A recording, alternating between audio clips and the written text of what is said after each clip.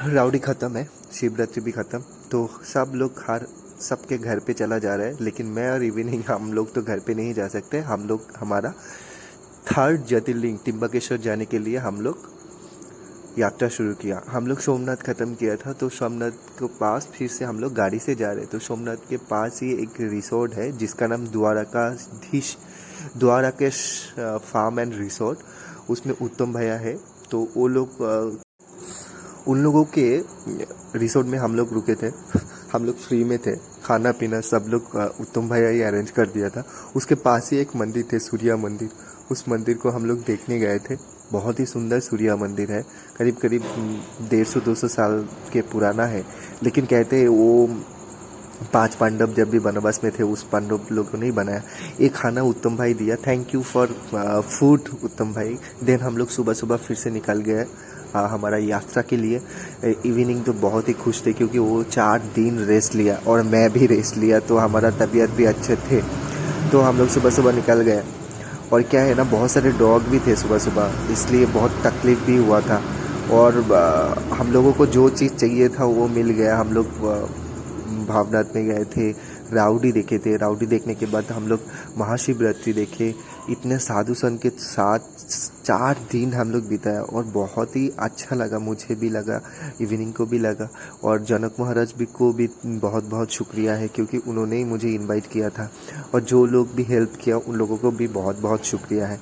और क्या है ना, मैं और इवनिंग ऐसा कभी भी देखा नहीं, तो हम लोगों के लिए नया एक एक्सपीरियंस हुआ। देन हम सुबह सुबह जाने के टाइम, उस टाइम हम लोगों को कोई बुला के उनके घर पे लेके गए थे ब्रेकफास्ट कराने के लिए और लंच कराने के लिए इवनिंग को और मुझे। देखिए कितना सुंदर करके ये बिस्तर बना के दिया।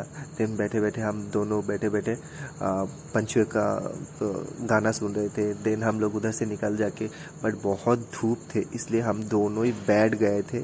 और बैठने के बाद बहुत टाइम हम लोग बिताए। और क्या है ना, मैंने एक गलती कर दिया था आज, क्योंकि कोई ने मुझे बोला था जो गांव के अंदर एक मंदिर है 3-4 किलोमीटर, उसके अंदर रहने देते। तो मैंने और इवनिंग गाँव के अंदर घुस गया। देखो अभी देखना, गांव के अंदर घुस गए। ऐसा गांव जहाँ पे गूगल मैप भी काम नहीं करते और इतना गंदा टाइप का रोड है ना, मुझे बहुत ही तकलीफ़ हुआ।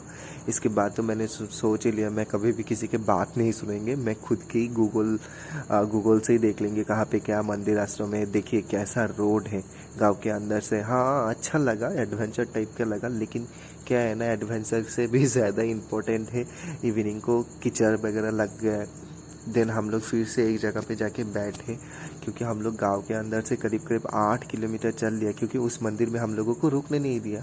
देन मैं और इवनिंग थोड़ा सोने के लिए ट्राई कर रहे थे, लेकिन इतना धूप थे जो सो भी नहीं पा रहे थे। देन बहुत रात हो गए थे। हम लोग पहुंच गए पर्ची में, प्राची में इधर तीर्थो है, उस तीर्थों में हम लोग एक धर्मशाला में रुके थे। देन उस धर्मशाला में खाना नहीं है, तो मुझे इधर से भी खाना लेने के लिए करीब करीब 3-4 किलोमीटर चल के जाना पड़ा। तो और दुकान में बहुत ही महंगा खाना है। देखिए इतना छोटा सा 2 चावल, 2 दाल, 1 रोटी, 2 सब्जी लिया था, कितना महंगा पड़ गया। देन आके इवनिंग को मैंने खिलाया। इवनिंग को खिलाने के बाद देन मैंने खुद खाया। खुद खाने के बाद भी हम लोग भी बहुत टायर्ड हो गए थे, क्योंकि इतना रात तक हम लोग चला। देन खा के सो गया।